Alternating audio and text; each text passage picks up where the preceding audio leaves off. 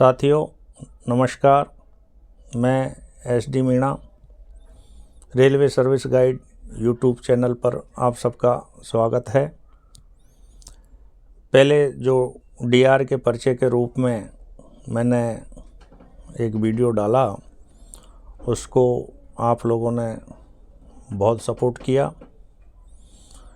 और मुझे व्यक्तिगत रूप पे लोगों ने फ़ोन किए, कमेंट्स किए और उसी से उत्साह होके मैं ये दूसरा वीडियो डाल रहा हूँ। पिछले वीडियो में मैंने आप लोगों को संक्षिप्त परिचय दिया था और उसमें बताया था कि स्टैंडर्ड फॉर्म जो होते हैं क्या क्या होते हैं। कोई भी DAR का जब केस चलेगा तो स्टैंडर्ड फॉर्म मिलते हैं। वो पिछले वीडियो में बताए थे कि SF1 से SF11 तक के ये होते हैं। तो ये क्या होते हैं, इसके बारे में आज हम फॉर्मों के बारे में बातें करेंगे।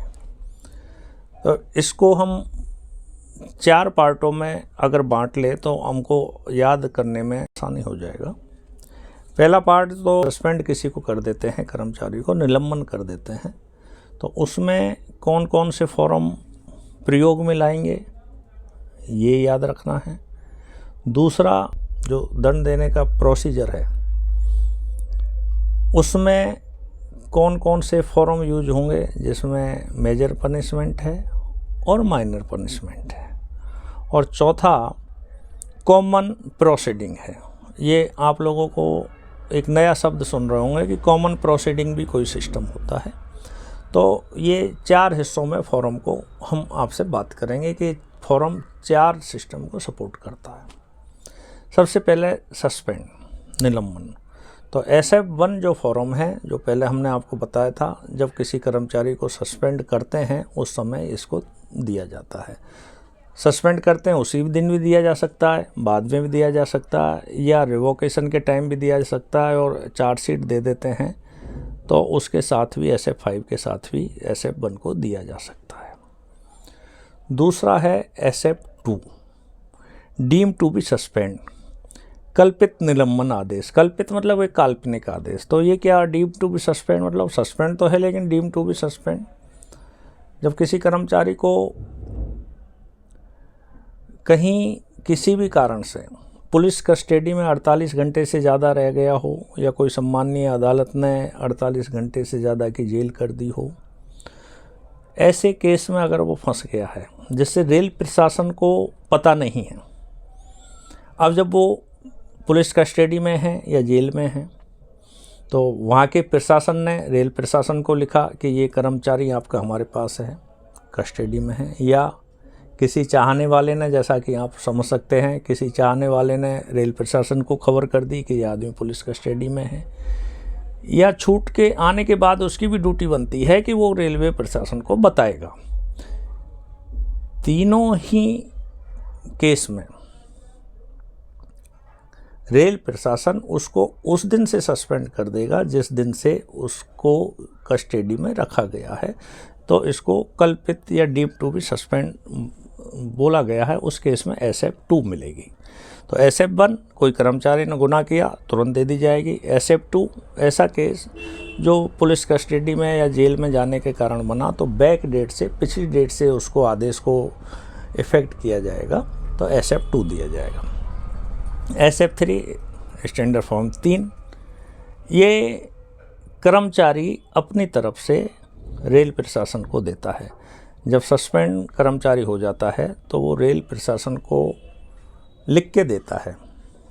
प्रिस्क्राइब फॉर्म है लेकिन वो लिख के देता है। कोई प्रिस्क्राइब फॉर्म ऐसा नहीं मांगेगा, नहीं मिलेगा, तो वो लिख के देता है कि मुझे सस्पेंड कर दिया गया है, तो मेरा सस्टेंड अलाउंस या तो मुझे दे दिया जाए, या दे रहे हैं तो बढ़ाया जाए, या मुझे नौकरी पे ले लिया जाए। उसमें कर्मचारी ये लिखेगा कि मेरा और कोई भी आय का साधन नहीं है, सोर्स ऑफ इनकम कोई भी नहीं है, जो सस्टेन अलाउंस चल रहा है उसी से मैं परिवार का गुजारा कर रहा हूँ, इसीलिए मेरा या तो निर्वाह भत्ता, सस्टेन अलाउंस जिसको बोलते हैं, इसको बढ़ा दिया जाए, या मुझे नौकरी पे ले लिया जाए। तो ये कर्मचारी की तरफ से दिया जाता है, जिसको SF3 बोलते हैं। SF4 standard for revocation. अधिकारी को ये लगता है कि अब कर्मचारी को ड्यूटी पे ले लेना चाहिए, तो सस्पेंड जो आदेश दिए हैं उसको वापस लेने होते हैं, तो उस केस में SF4 दिया जाता है। मतलब SF1 और SF2 देने के बाद SF4 बाद में आता है।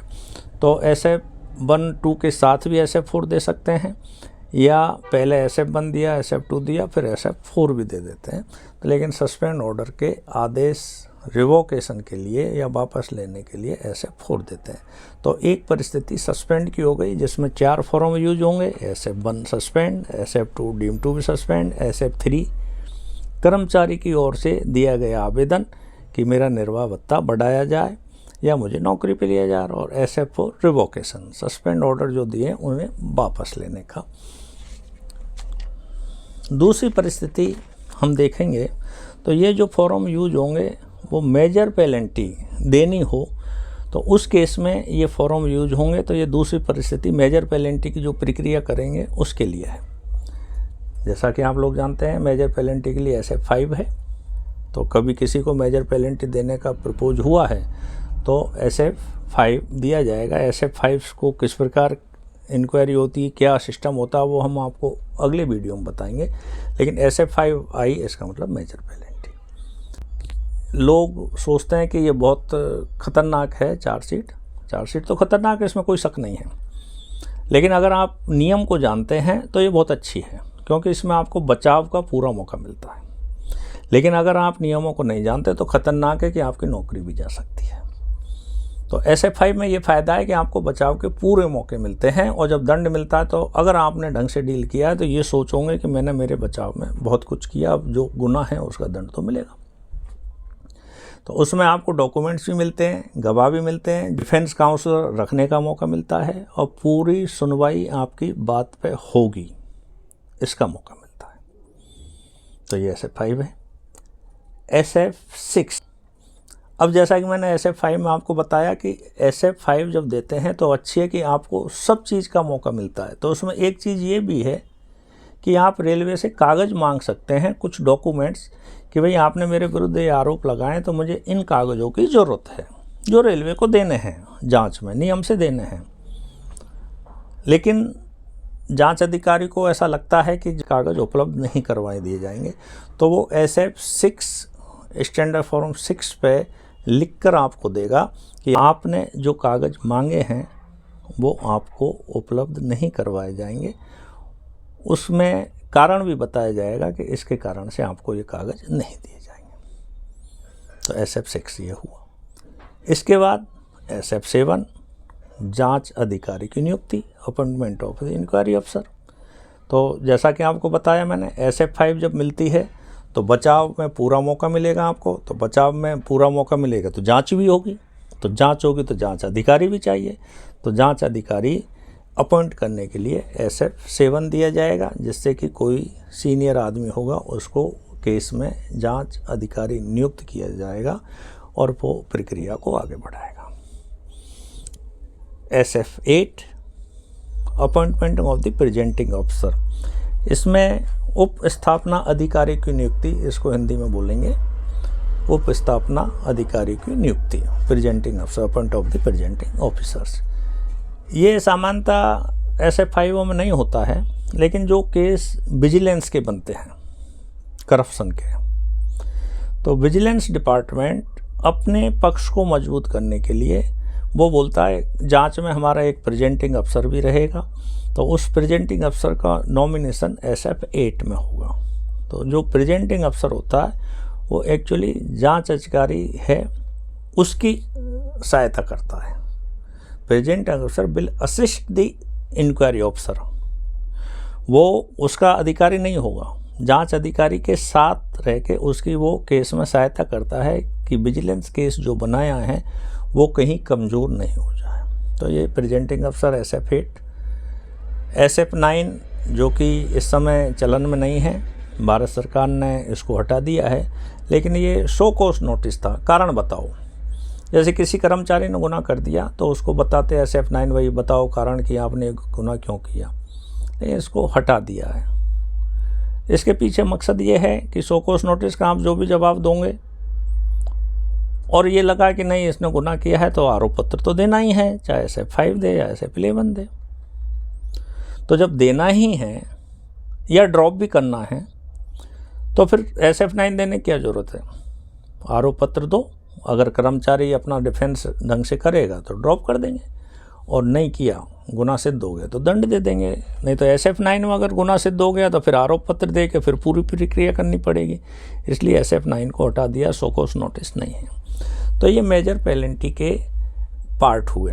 तो मेजर पेनल्टी में क्या हुआ, SF5 चार्जशीट, SF6 डॉक्यूमेंट्स कागज़ देने से मना करना, SF7 जांच अधिकारी नियुक्त करने के आदेश, SF8 appointment of presenting officers उप स्थापना अधिकारी की नियुक्ति के आदेश।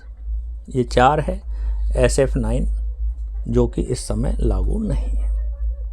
तो 2 पार्ट हो गए। तीसरा part common proceeding. Common proceeding, आप ये नई बात सुन रहे होंगे, जनरली ये होता नहीं है, लेकिन कॉमन प्रोसीडिंग में मतलब ऐसा कि कोई एक ऐसा गुनाह रेलवे का जिसमें 2 या 2 से ज़्यादा डिपार्टमेंट के लोग शामिल हो। तो 2 या 2 से ज़्यादा डिपार्टमेंट के लोग शामिल, एक डिपार्टमेंट के नहीं बोल रहा हूँ, 2 या 2 से ज़्यादा डिपार्टमेंट के लोग शामिल हो। तो अब गुनाह सबका एक जैसा है तो दंड भी एक जैसा ही होना चाहिए। तो फिर उन पर कॉमन प्रोसीडिंग चलेगा, संयुक्त जांच चलेगी। उस केस में डिसिप्लिन ऑथोरिटी ऐसा रहेगा जो दोनों डिपार्टमेंटों के या जो कर्मचारी इसमें संलग्न हैं उनको नौकरी से बर्खास्त कर सके या रिमूव कर सके। तो आप समझ रहे हैं, मान लो एक ही डिपार्टमेंट का आदमी है, ट्रैफिक का है, उनको SF5 देने के लिए ट्रैफिक के जो अफसर है वो होंगे, लेकिन उसमें दूसरे डिपार्टमेंट कॉमर्शियल के शामिल है या टेलीकॉम के शामिल है या इंजीनियरिंग के शामिल है, तो उनको तो वो बर्खास्त नहीं कर सकता, ये चार्जशीट दे नहीं सकता।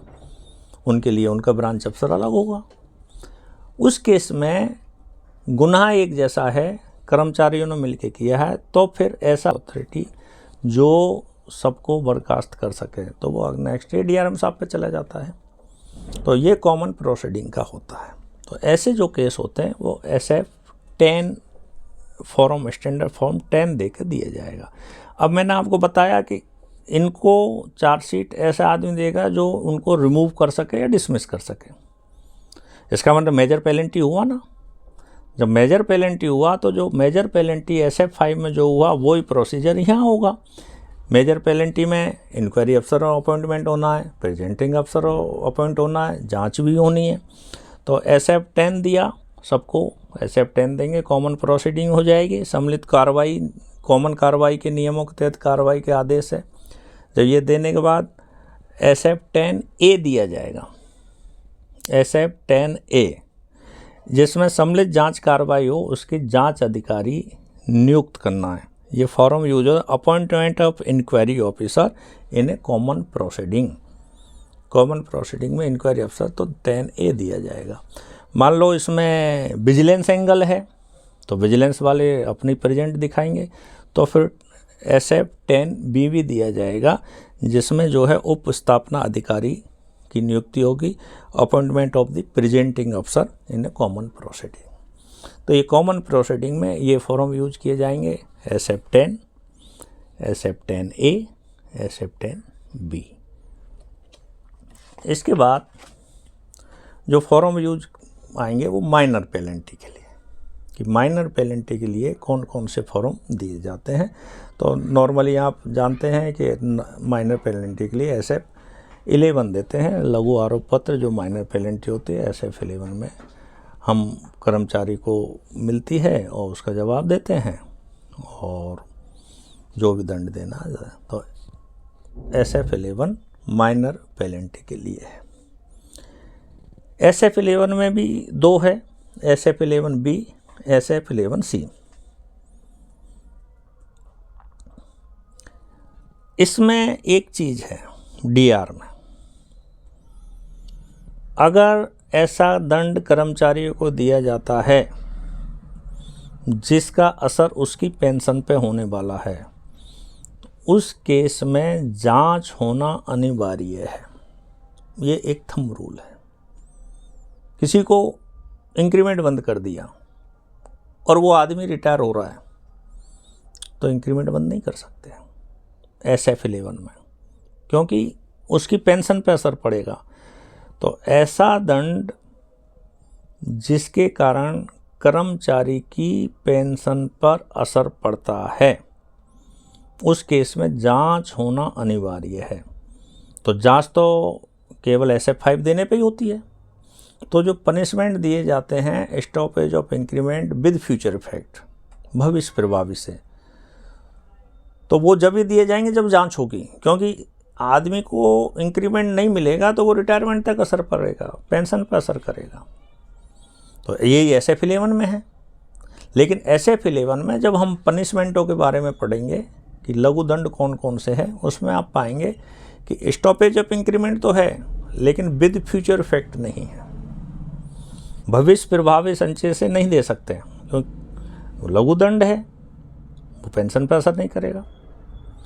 लेकिन SF11 दिया और अधिकारी को लगा कि नहीं, इसका इंक्रीमेंट विद फ्यूचर इफेक्ट मुझे करना है, उस केस में वो SF11 भी दे देगा और उसमें जांच अनिवार्य होगी और उसमें जांच होगी और जांच होने के बाद में वो इंक्रीमेंट रोक सकता है जो कि भविष्य के प्रभाव से इफेक्ट होगी। तो अनुसार से ये 11B के नियम है, जिसमें लघु आरोप पत्र जारी करने की स्थिति में जांच अधिकार कार्यवाही चालू करने संबंधी आरोप पत्र, मतलब जांच इस पर हो जाएगी। तो ये SF11B है। और दूसरा स्टैंडर्ड फॉर्म 11C। अधिकारी ने देखा कि मैंने इसे मेजर पनिशमेंट देने के लिए SF5 दे दिया है, लेकिन इसका गुनाह इतना बड़ा नहीं है कि SF5 दे के मेजर पनिशमेंट दिया जाना चाहिए, तो उसको माइनर पनिशमेंट दे सकता है। तो उस केस में वो SF11C दे देगा, मेजर SF5 जो दिया है वो हटा देगा और SF11C दे देगा। इससे जो ये होगा कि पहले जो आरोप पत्र जारी कर दिया है उस ख़त्म हो जाएगा और माइनर पनिशमेंट देने की स्थिति उसके लिए आ जाएगी, तो वो SF11C होगा। रेलवे में यही प्रचलित स्टैंडर्ड फॉर्म है। वैसे SF14 तक है, 12, 13, 14, लेकिन ये रिटायर कर्मचारियों के लिए है। सेवानिवृत्त हो जाते हैं, उनके खिलाफ अगर एक्शन लेना हो तो उसके तहत प्रेसिडेंट ऑफ इंडिया की परमिशन से ये सब होता है, जो कि आज तक कोई ऐसा हुआ नहीं है। और उसमें एक और प्रतिबंध लगा हुआ है कि जिस दिन गुनाह हुआ है उसके 4 साल के अंदर उस कर्मचारी पे एक्शन लेना है। तो वो रिटायर हो गया और गुनाह होने से रिटायर हुआ, 4 साल गिनने हैं, तो गुनाह 1-2 साल पहले हुआ होगा, 2 साल बाद फिर याद आया किसी को, तो फिर आरोप पत्र 4 साल के अंदर ही देना है, जो SF14 तक जाता है, जो कि रेलवे में ऐसा देखने को नहीं मिला या किसी को हमने तो आज तक देखने को नहीं मिला। तो ये स्टैंडर्ड फॉर्म हैं जिनके बारे में आज की वीडियो में मैंने आपको बताया है। फिर हर फॉर्म के बारे में अगले वीडियो में डिटेल्स आपको और बताऊंगा। आपको एक बार फिर से रिपीट कर दूं, आप पेन कॉपी उठाएं, लिखें। ये 4 भागों में बांटा हमने। सस्पेंड के बारे में, मेजर पनिशमेंट के बारे में कौन कौन से यूज आएंगे, कॉमन प्रोसीडिंग के बारे में कौन कौन से फॉर्म यूज आएंगे और माइनर पेनल्टी देने में कौन कौन से फॉर्म यूज आएंगे, जिसको मैं आपको जल्दी से रिपीट कर देता हूँ, आप लिख लें। सस्पेंड SF1 निलंबन के आदेश के लिए, SF2 कल्पित निलंबन आदेश डीम टू बी सस्पेंड के लिए। नंबर 3 कर्मचारी के द्वारा आवेदन जिसमें वो निर्वाह भत्ता मांगता है या बढ़ाने के लिए मांग करता है। नंबर 4 रिवोकेशन के लिए, निलंबन के आदेश को वापस करने के लिए, रिवोकेशन के लिए, तो ये निलंबन के लिए। अब मेजर पनिशमेंट में कौन कौन से फॉर्म काम आएंगे। SF5 मेजर पेनल्टी देने के लिए, दीर्घ दंड देने के लिए आरोप पत्र। SF6 मांगे गए कागजात या दस्तावेजों के निरीक्षण या कॉपी नहीं देने के लिए कारण सहित इस फॉर्म पर मना किया जाएगा। नंबर 7 जांच अधिकारी की नियुक्ति के लिए। नंबर 8 उप स्थापना अधिकारी की नियुक्ति के लिए, अपॉइंटमेंट ऑफ द प्रेजेंटिंग अफसर। नंबर 9 लागू नहीं है।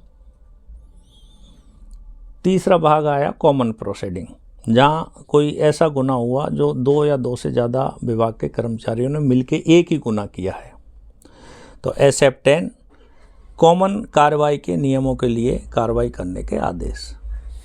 SF 10A सम्मिलित कार्रवाई करने में जांच अधिकारी नियुक्त करने के लिए। SF 10B सम्मिलित जांच में उप स्थापना अधिकारी, अपॉइंटमेंट ऑफ प्रेजेंटिंग अफसर इन कॉमन प्रोसीडिंग के लिए। और चौथा भाग जो है हमने भाग बांटा है वो minor penalty. Minor penalty SF 11 minor penalty लघु आरोप के लिए। SF 11B जहाँ डिसिप्लिन अथॉरिटी ये सोचें कि इसमें जांच करवाना आवश्यक है तो SF 11B देगा।